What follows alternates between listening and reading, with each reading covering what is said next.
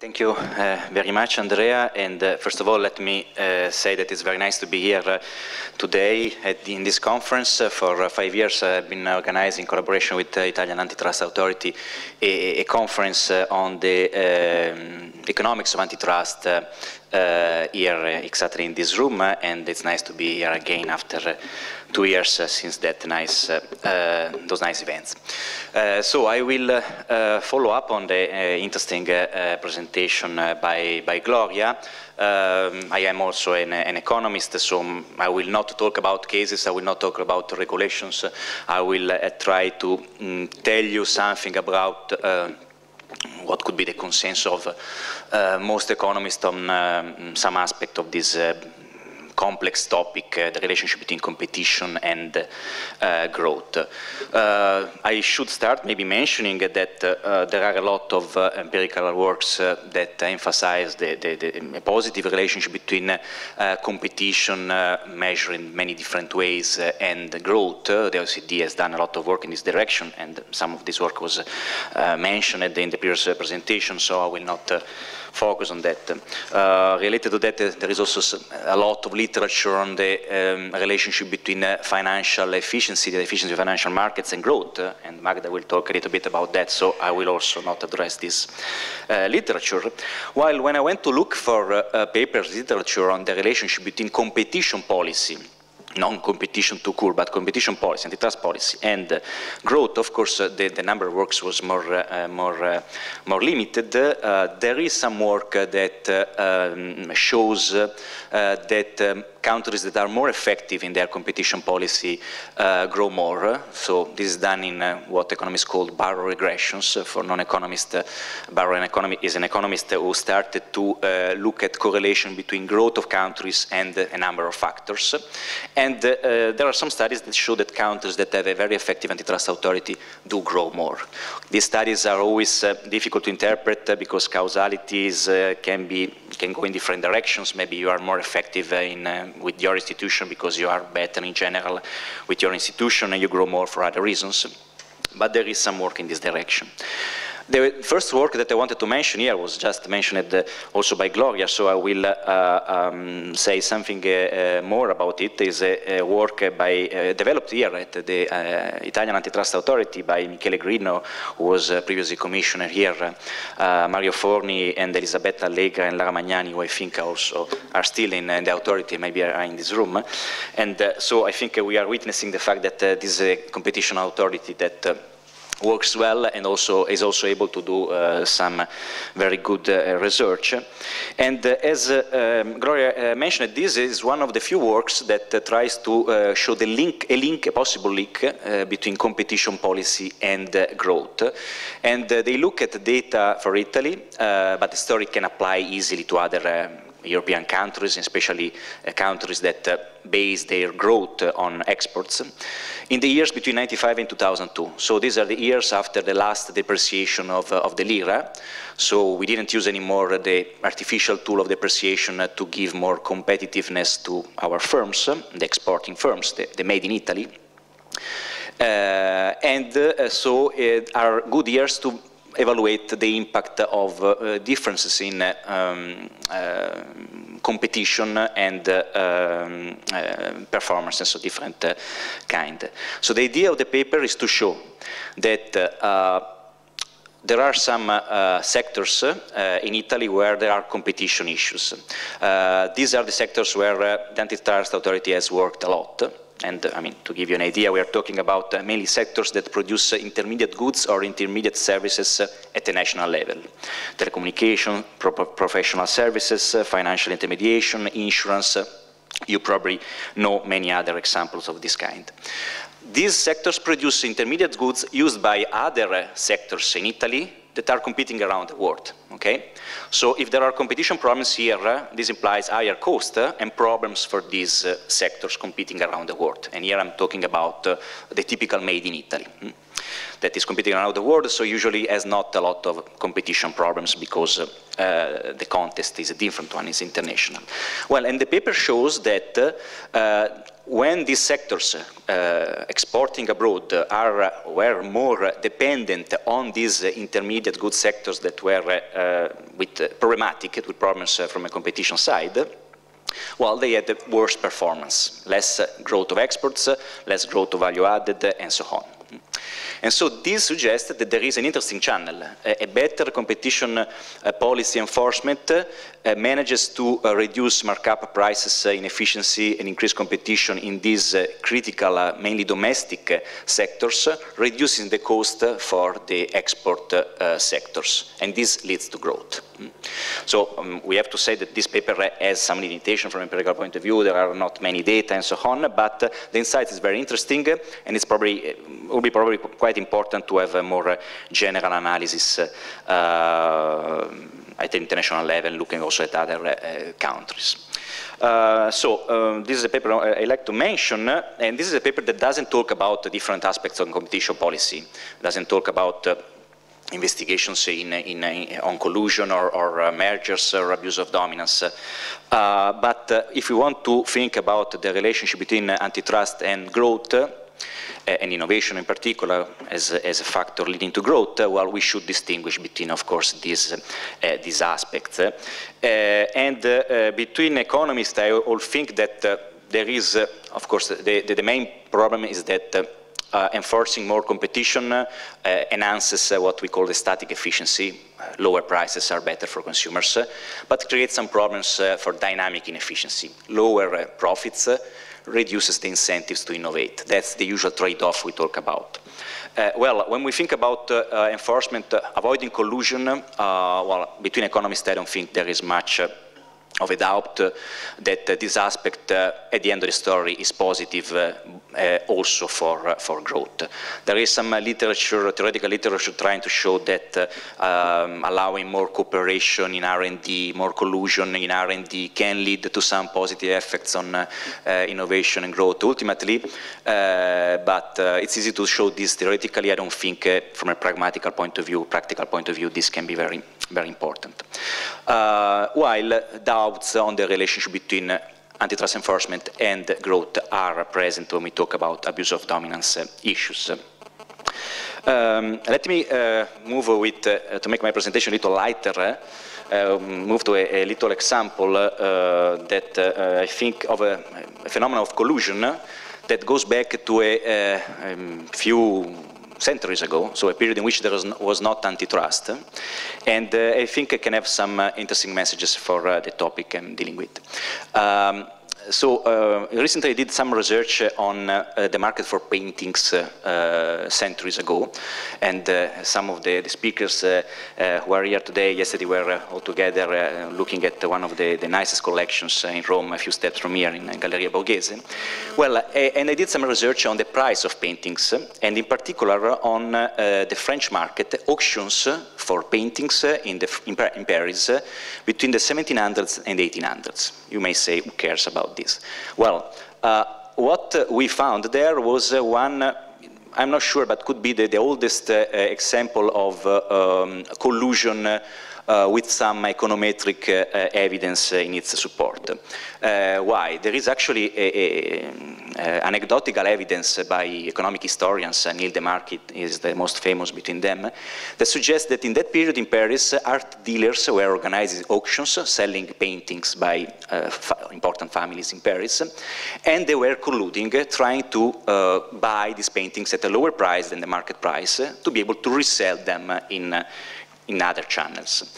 Well, what happens is that there were different groups of art dealers, and we had the data about these auctions, a lot of data, very good data, and what we found is that indeed, when an art dealer was buying a painting from an auction organized by a friend from the same group, was managing to get a painting for a price that was 10–15% lower in a very significant way than what you could get in the market price.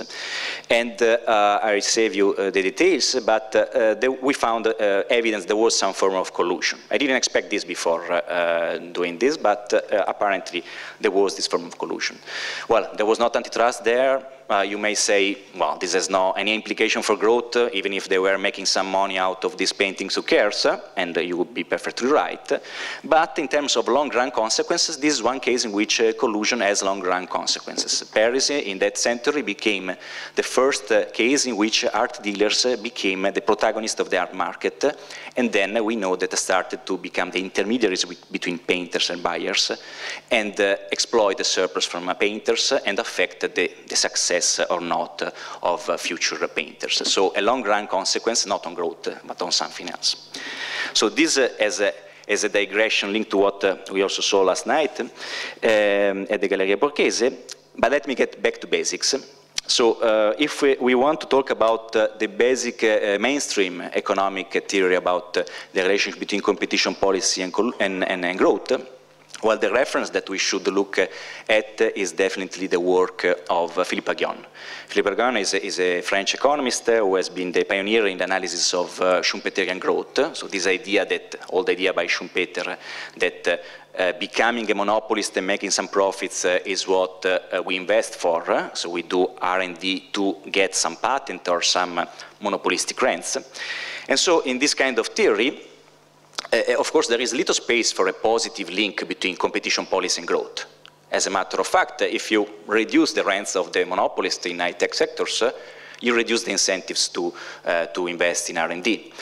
If you enforce abuse of dominance in a very strict way, you may reduce the incentives for outsiders to enter and become the new monopolist or the new dominant firms. So there is not much of a way out of this implication in this important theory. Nevertheless, in the last years, Philippe Aghion has worked with some other colleagues like Griffith, Blundell, Van Reenen, showing that there is another possible link between competition in general and growth, and competition policy and growth. And they have shown basically that if you measure competition in some way, there is an inverse zero relationship from your side, like this, between competition and growth. Meaning, when competition, there is not much competition in a market, in a country, in a sector, increasing competition is good for growth, increases innovation and increases growth. There are many reasons, but the main is that with more competition, firms want to escape from competition, and so the only way they have is to invest and try to make a step ahead from the other firms. But when competition is high enough, well, what happens is that the Schumpeterian channel is prevailing, and more competition is going to reduce investment in innovation and therefore growth. So in a sense, there will be an ideal, an optimal level of competition, and therefore, as a consequence, an optimal level of competition policy. But if anything, we can say that there are two different channels. So there are some sectors in which it's very important to enforce competition more when there is not much competition, and some other sectors in which maybe we should not be so strict in this direction. This is a theory. There is a nice book by Aghion and Griffith, 2004, on this, but what is most important is that also they provided evidence for this with a lot of studies looking at international markets, and in fact there is evidence of this inverse zero relationship between competition and growth. Let me mention that Philippe Aghion is the leader in this line of research. I mean, he will probably get the Nobel Prize for this line of research. This may happen on Monday, since on Monday we will have the 2014 Nobel Prizes, and in that case these ideas, I guess, will receive much more attention and importance that they already have. I would move to another, so this kind of research, very important in macroeconomics, in industrial organization, suggests that stronger competition policy may in some cases bring more growth, in some other cases not. But there is another line of research which I think is very interesting, that goes back to Kenneth Arrow, another already Nobel Prize, who had this idea of looking at the incentives of different firms to invest in innovation. And his point was very simple. If you compare a monopolist or a leading firm with a leading technology, maybe a patent on it, and outsiders that are trying to enter in the market, compete for the market to become the new leading firm, well, the monopolist, the patent holder, the incumbent, will always have lower incentives in investing in innovation. Why? The reason is simple. The gain from innovating is just the difference between the profit you're already making and the profit you'll make with the new innovation, and maybe the difference is not that big. While if you are an outsider, the game from innovating is to get the whole cake, okay? So Arrow says, incumbents, dominant firms have not much of an incentive to invest in innovation. As a matter of fact, if there is competitive pressure of other firms, they shouldn't even invest, should be passive there and try to protect their rents and waiting that sooner or later they will be replaced. While outsiders, they will do all the innovative activity. Of course, if you believe in this way of thinking, the implication is that definitely we should be there with the competition authority, making sure that we give all the opportunities to the outsiders to enter, compete for the market, and replace the dominant firms. Okay. And this is how this result has been interpreted traditionally, and definitely there is a lot of consensus in this dimension. I worked on this topic and I actually ended up reaching some different conclusions because in research of mine and other colleagues, we have advanced the idea that in reality there are some conditions in which the dominant firm has actually a lot of incentives to invest in innovation and maybe more than outsiders. So we told the implication that this can have. And this happens when there is a competitive pressure of the outsiders. They have access to invest in this market and try to become innovators. So there are no barriers to entry there, that's key. And the dominant firm is leader in this market. When this is the case, the dominant firm has actually more incentives to invest and to protect its own dominance, leadership, but in a virtuous way by investing in innovation. And in this case, actually, it turns out that investment in innovation and growth ultimately can be even stronger. So, as it often happens in economics, especially in theory, economists manage to find exactly opposite conclusions just by changing assumptions, which is not very reassuring for policymakers who want to have a sense of what economists would suggest.